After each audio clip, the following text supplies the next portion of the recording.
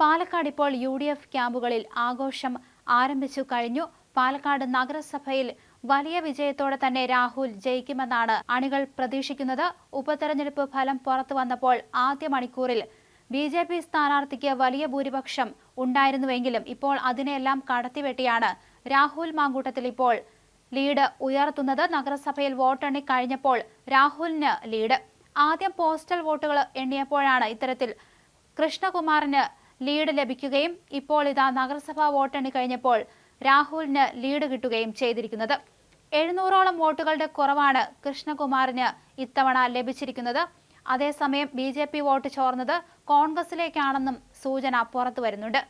രാഹുൽ മാങ്കൂട്ടത്തലിന് കഴിഞ്ഞ തവണ കോൺഗ്രസിന് ലഭിച്ചതിനേക്കാൾ 430 വോട്ട് കിട്ടിയിട്ടുണ്ട് എന്നാണ് പറയുന്നത്. അതേസമയം ഇനിയും വോട്ട് നില ഉയരും. CPM സ്വതന്ത്ര സ്ഥാനാർത്ഥിയായ P സരിന് 111 വോട്ടാണ് ലഭിച്ചിരിക്കുന്നത്.